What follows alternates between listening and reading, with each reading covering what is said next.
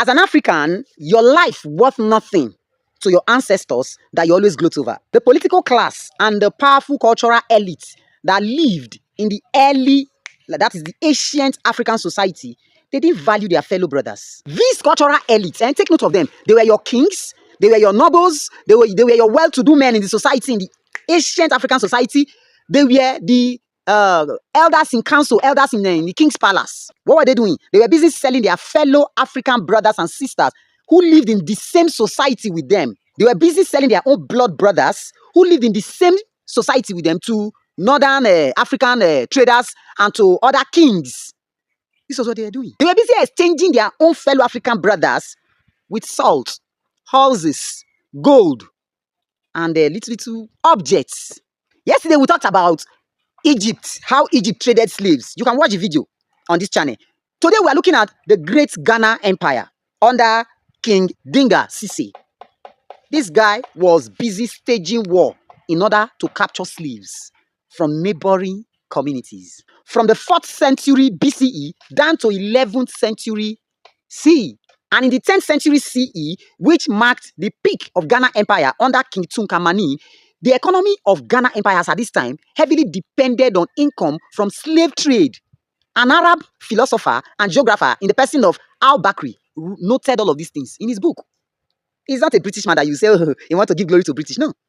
As at 1076 CE, which marked the fall of the great Ghana Empire due to the invasion of the Almoravids. These Almoravids were a group of Muslim guys. This invasion made smaller empire to emerge from the old Ghana Empire. And this empire were Mali and the Songhai.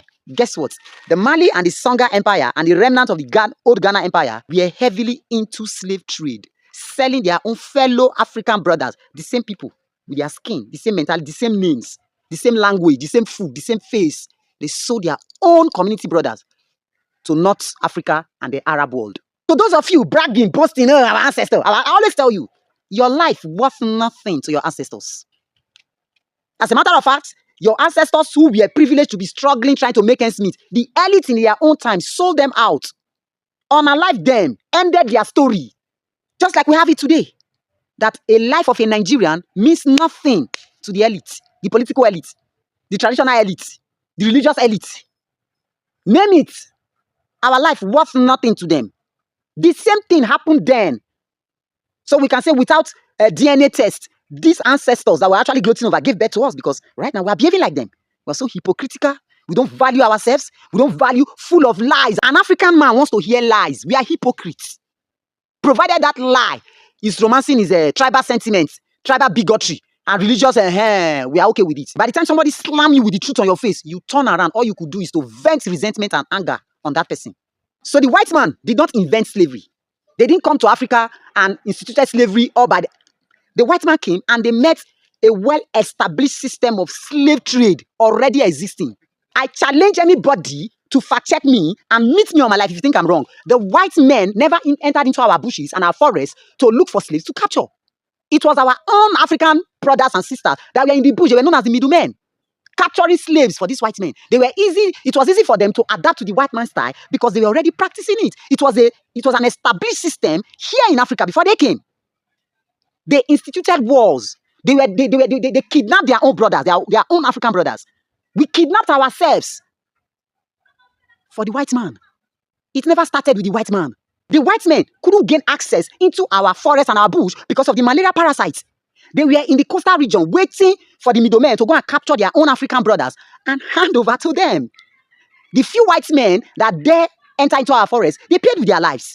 Go and read your history. Your life worth nothing to your ancestors. And today we are shouting, Black Lives Matter. Matter how? Do we respect ourselves in Nigeria? Do we love ourselves? Is the Igbo man wishing the Yoruba man well? Is the Hausa man wishing the Igbo man well? Is the Ikwere man wishing the German well? Is the German wishing the Urobo man well? Is the Urobo man wishing the thief well? And today we are shouting Black Lives Matter hypocritically. And some people are dancing to that tune. So now this is the one that they tell us, so now go chichichi, now go chonchon. We know they pray, I know go fit fool now.